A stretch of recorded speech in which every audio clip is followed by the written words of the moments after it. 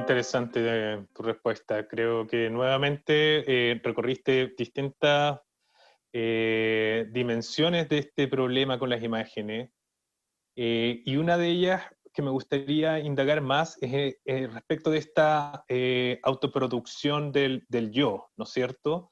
O sea, por una parte tenemos unos sistemas que instalan modalidades de la subjetividad, o sea, son verdaderos dispositivos para la producción de la subjetividad, pero esa modalidad de la producción del sujeto es una especie de, está siempre ubicado en un afuera, ¿no? En lo que podríamos llamar el espíritu neoliberal.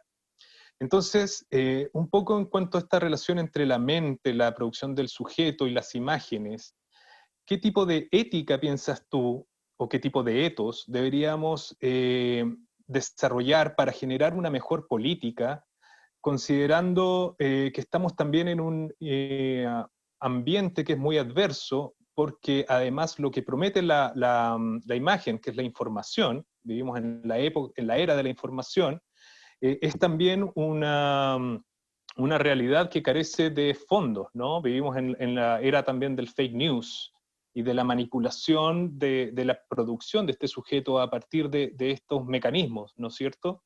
Entonces, claro, darle una vuelta a cómo construir un ethos, desde dónde posicionarnos, cómo construir un proyecto desde tu perspectiva. Me gusta más la idea del ethos, pero siempre asociado a un pathos, ¿m?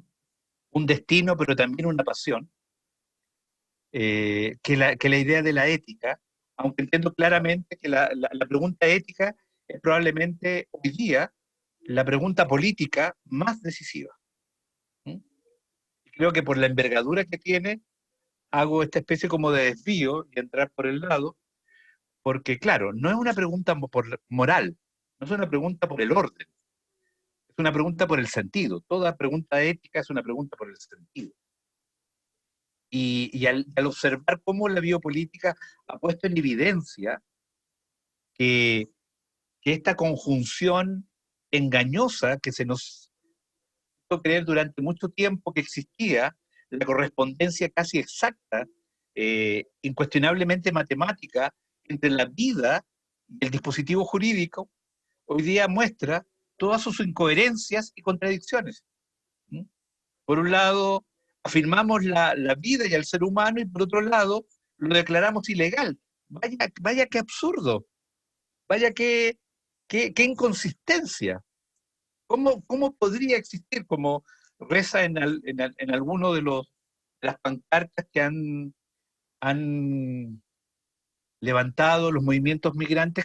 ¿Cómo puede darse, cómo puede coexistir en un mismo texto político la idea del sujeto de derecho, que en el fondo es el derecho no a tener la vida, sino que a poder vivir la vida en las condiciones de la vida que le da la democracia, y al mismo tiempo, por carecer de ciertos recursos o, o incumplir con ciertas obligaciones normativas, se vuelve ilegal? Es decir, queda fuera de la vida porque ya no tendría el derecho a tener el derecho. Algo, algo de ese tipo, y que lo podemos ir ampliando, se podría ver en eso. Entonces creo que el problema de la visualidad hoy día es que es un régimen político en sí mismo que no ilustra a la política, ni a las formas que tomó en el contexto de su participación y del apoyo que pudo haber prestado en la primera mitad del siglo XX a través de distintos medios de comunicación como el cine, la radio, los periódicos, a lo que llamaríamos algo así como la opinión pública, a una manera de orientar a la gente respecto a los ideales políticos, a los beneficios de las doctrinas y a las sospechas sobre las ideologías, y por tanto también a la construcción moral de los líderes que por su prestigio y al mismo tiempo por su inteligencia deberían gobernar las naciones. ¿Mm? Esa idea de que en el fondo la visualidad ilustra el poder queda completamente superada con, con la aparición de lo que llamaríamos es la cultura digital. y en el contexto de la cultura digital, la visualidad se vuelve en sí mismo un orden político que define límites de realidad que están más allá de la tradición clásica. Y es muy notorio esto, por ejemplo, llevándolo a un caso particular, como el de la ciencia ficción. La ciencia ficción muestra toda la política posible a través de las distintas concepciones de sociedad que nos sugiere respecto a un futuro que nunca va a ser así, pero que de otra manera nos dice, oye, el futuro ya fue. Por eso es que lo puedo convertir en una ficción. Y con lo cual se clausura una cuestión que me parece fundamental y que obviamente quedó fuera del debate en todos estos años. Una palabra importante que atraviesa el mundo del arte y lo conecta, por ejemplo, con el de la educación, que es la palabra emancipación. No la palabra libertad. Un significante que ha sido expropiado de manera muy inteligente por el liberalismo y que lo termina reduciendo a la libertad personal. Y por tanto, al reducirlo a la libertad personal, ya inmediatamente discrimina entre quienes tienen derecho al derecho y quienes no lo tienen. En cambio, la palabra emancipación te plantea un tremendo desafío que es muy difícil de caracterizar, puesto que la emancipación no es un objetivo, no es una meta, es una construcción que, que tiene bastante de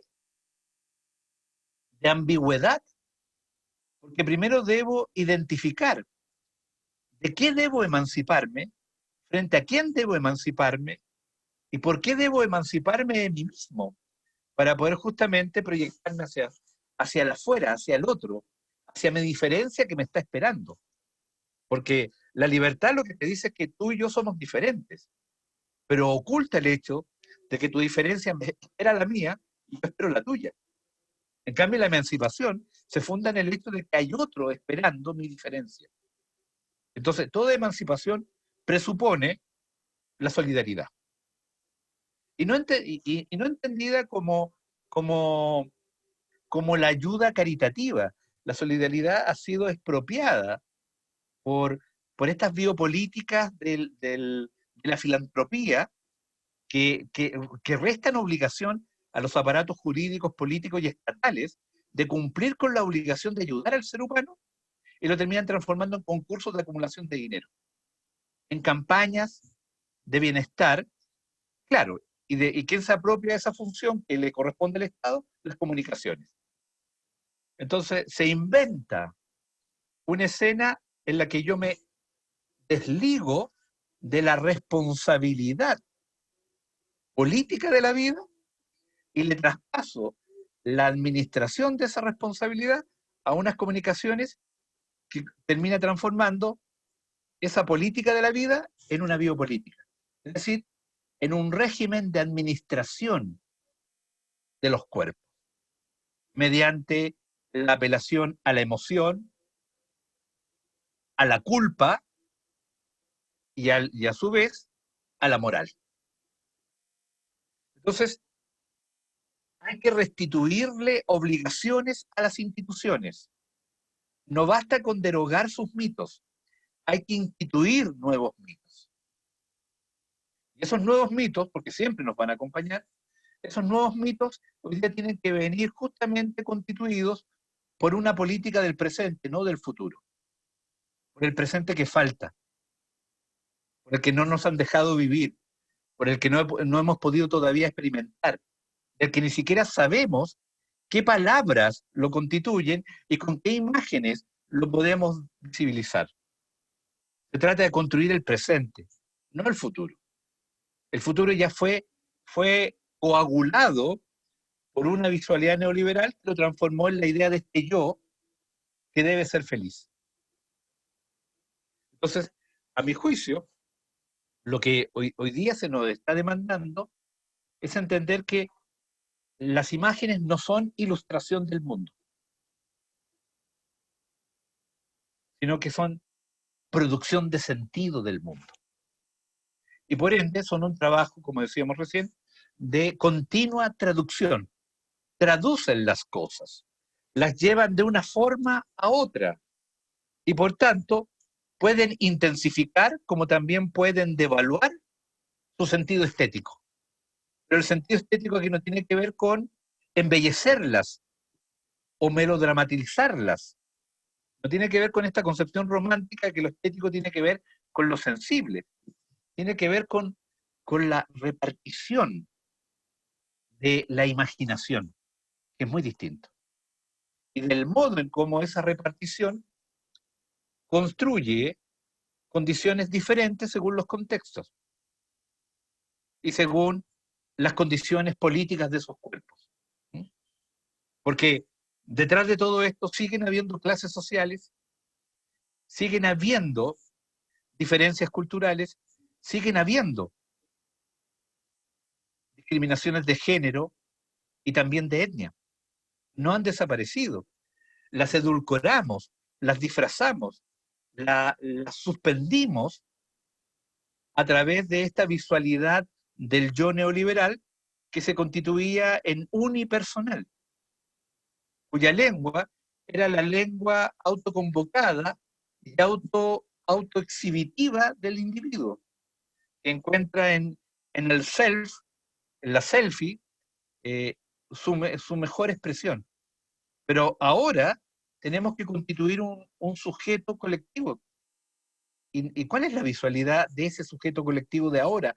No siguiendo ni utilizando el imaginario de la primera mitad del siglo XX. ¿Cuál es esa visualidad?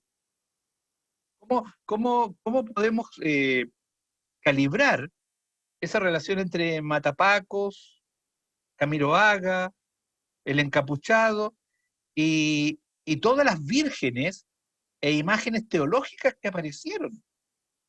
¿Te das cuenta? Es decir, fue una especie como de aluvión visual el que de pronto arrasó las calles.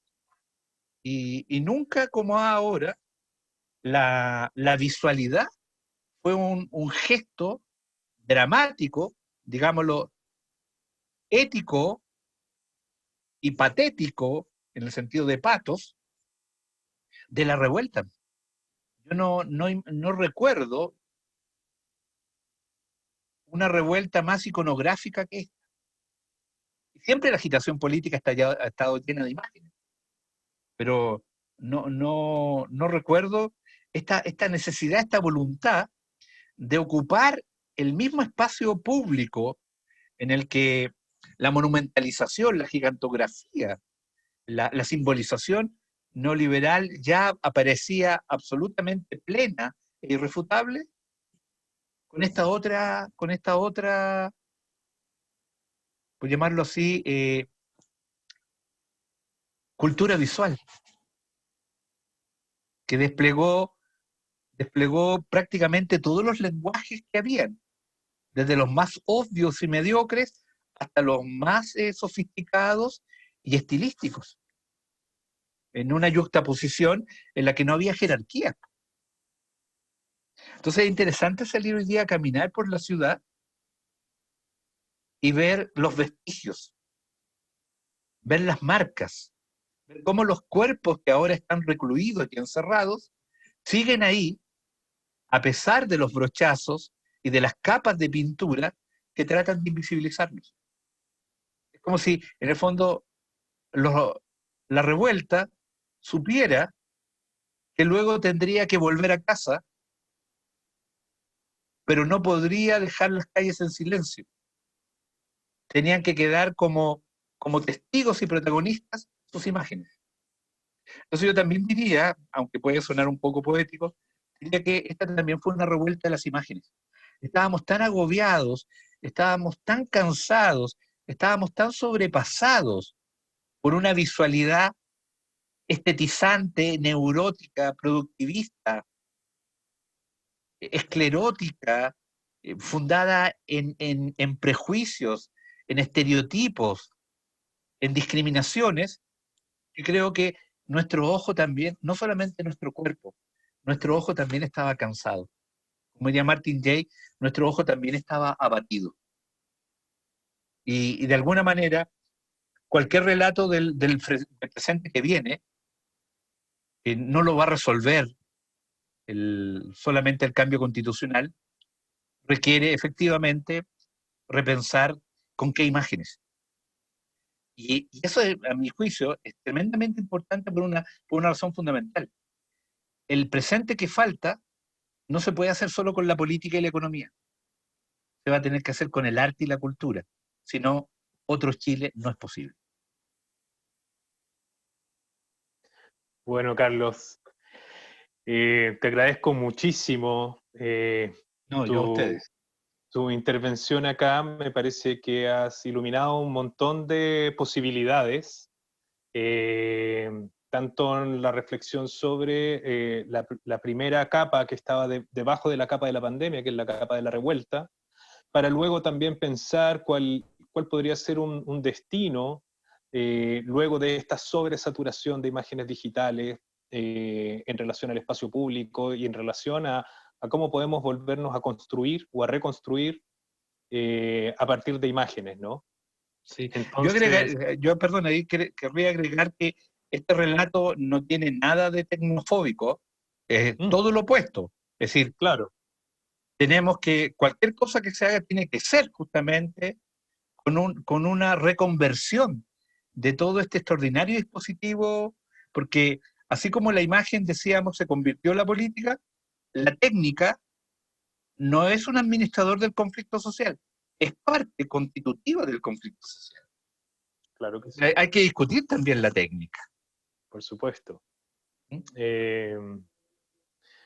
Bueno, espero que podamos retomar algunos de estos temas quizá en otro contexto, pero vuelvo a reiterar mi agradecimiento y la verdad es que sí, ha sido una conversación muy enriquecedora y muy iluminadora, sobre todo de futuros posibles, creo yo. Y Así yo, que, bueno, agradecerle a ustedes la invitación, gracias por la consideración y la confianza, y como tú dices bien, Luis, eh, ojalá existan otros espacios para que, ya quizás más presenciales y digitales al mismo tiempo, podamos continuar, porque, como decía Hegel, la historia no se repite, a veces se parece, y con eso hay que tener cuidado. Nos estamos viendo entonces. Que estén muy bien. Muchas gracias. Chao. chao, chao.